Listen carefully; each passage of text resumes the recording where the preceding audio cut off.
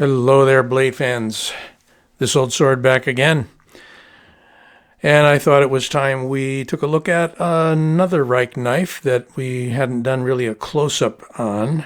This was reviewed back a while ago with a group of other Rike knives when I did kind of an overview of the Rike knives. But I feel this deserves its own attention, as it's a really nice, solid folder. So, without further ado, we'll take a look at the Rike 802G in this case. And G is the handle color. And probably not the blade shape. I haven't surveyed the whole line to give you the rundown, but I do know this one's a drop point. It has a very nice desert brown, if you will, G10 on one side and titanium on the other. It sports a 154 cm steel blade. Not a CPM 154, but the older original 154 cm. Still a very good cutlery steel. In fact, back in the heyday of Benchmade, it was their top-of-the-line steel for many of their knives. So, at any rate, this is the Rike 802G. It's a large folding knife, good-sized blade, and not too much on the heavy side. Let's back off just a little bit. See if we can get some measurements on it, and then we'll discuss some of the other salient points.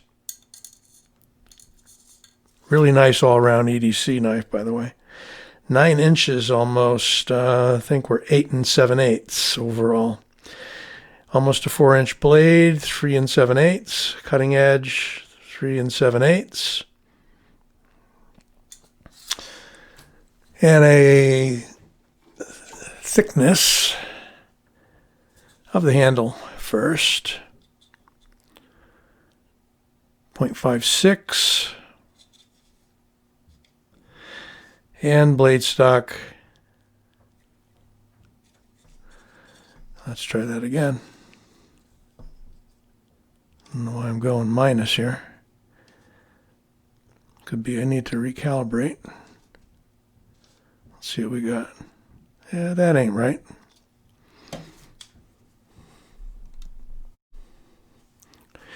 Apparently I zeroed it in midstream by mistake. So let's try that again.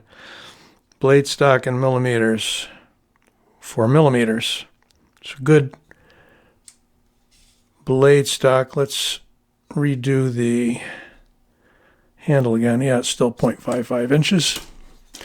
So let's take a closer look at a very handsome knife with typical detail that we see in the milling from Rike.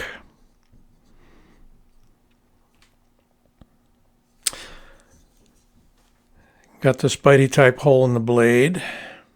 It is a flipper, however, with a flipper tab. It's branded as a Rike knife with the model there. I think it says RK802G. And it's numbered number 231. I believe that's a serial and not a model, but maybe not. And there's the blade steel 154 cm. It is a frame lock with a hardened steel insert. Over travel stop built in. And we have the same contouring and machining on the G10 side as we had on the titanium side. More or less a flat pivot with a engraved logo of the Rike Knife Company. T8 on the pivot adjust side. And it is not a changeable pocket clip. However, for you lanyard fans, we do have a lanyard hole. And it's a partially closed back construction with a G10 half spacer.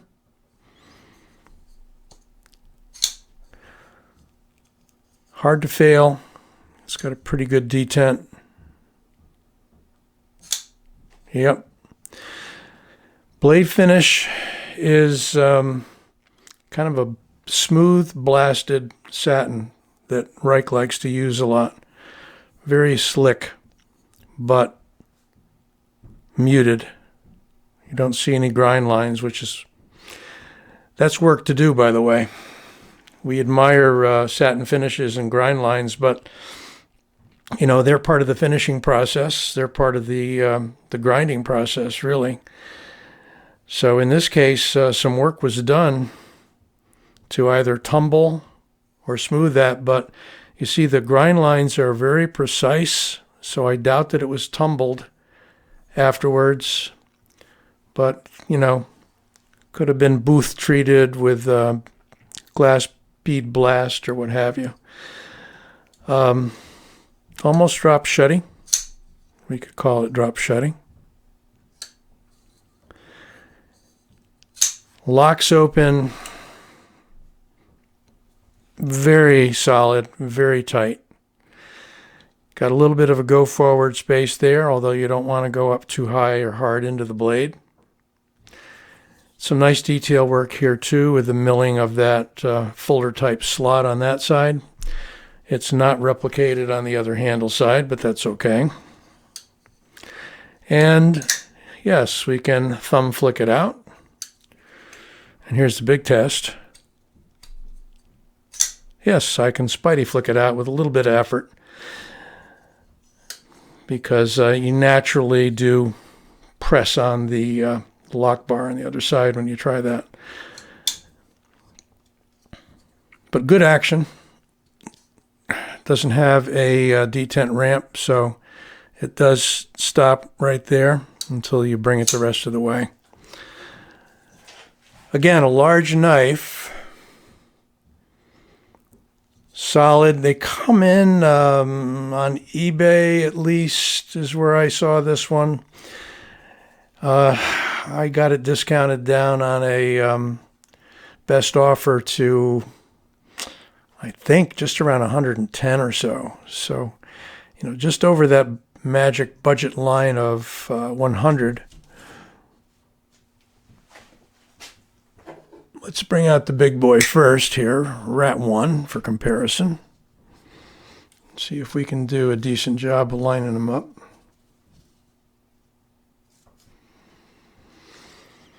So the Rike 802 is a little bigger. Let's do an actual stack up comparison here. I've pretty much got them handle to handle. So you can see we've got a little more blade sticking out on the Rike. It's a little bigger knife overall. Not by too much. Benchmade Freak.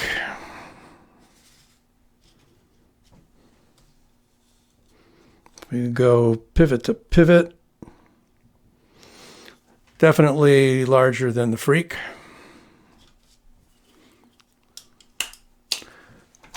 And finally, smallest of the bunch, the Griptilian. And you can see that the Griptilian is indeed a significantly smaller knife. The funny thing about camera perspective is,